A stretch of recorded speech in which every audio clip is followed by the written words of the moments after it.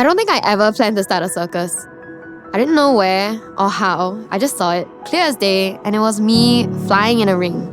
Along the way, the dream grew bigger, from a personal aspiration into a stage for other talents to shine.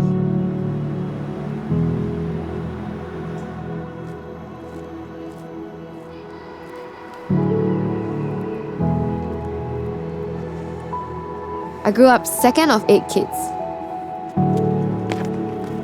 Back then, my world was a mix of movement and chaos in the best way. My dad made us climb walls, jump railings, do push-ups when we were naughty. We were rappelling off scaffolding when we were 10. My mom, she signed me up for Chinese dance. And it was a kind of accidental training for a future I couldn't yet name. It was just life. By 15, I made a bucket list.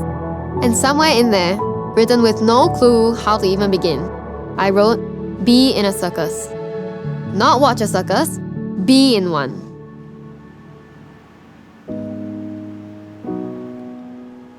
The thing is, I didn't even know what a circus in Singapore could look like.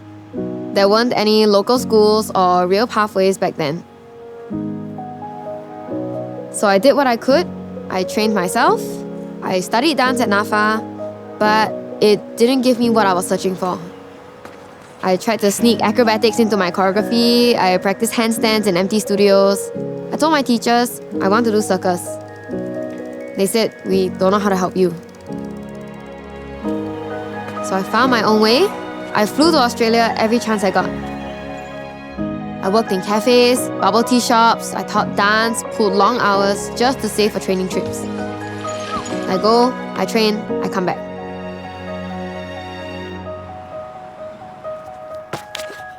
But every time I told people what I wanted to build, they said, Singapore's not the place for this.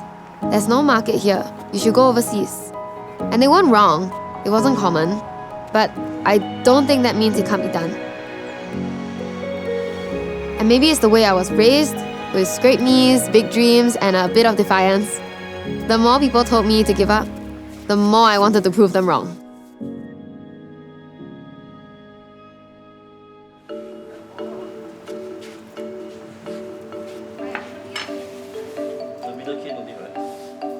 So I looked for others like me. They weren't circus artists. Not yet, but they were strong. They were skilled, they were passionate. People from the aerial community, the calisthenics community, parkour, the Singapore trapeze team. People with pieces of the puzzle, people who, like me, maybe didn't know what this could be, but wanted something more.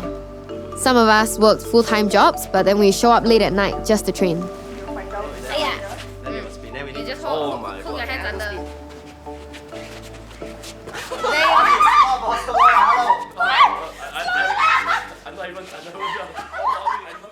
Together, we formed something out of nothing. We didn't have a name for it then, just an idea that maybe, just maybe, Singapore could have its own circus.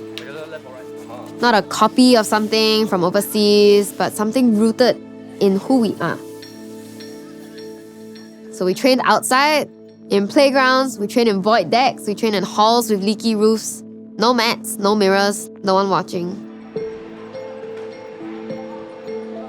I co-founded my first troupe in 2020.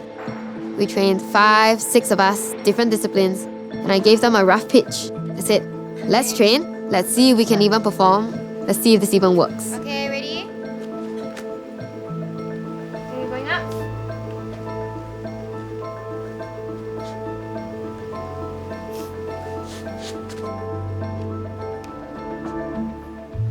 Not bad. Up. Oh. Oh my god, you know I was like stepping here.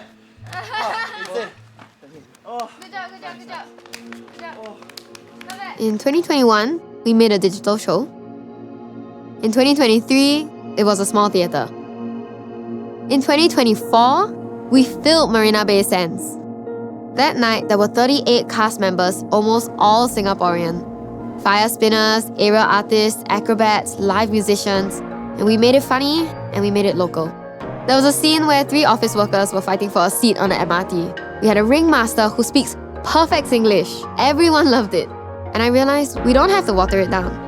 The more Singaporean it is, the more people see themselves in it. They saw themselves in us. This has become more than just me chasing a dream. It's become about giving space to people who've never had a stage, to be themselves truly, to go all out.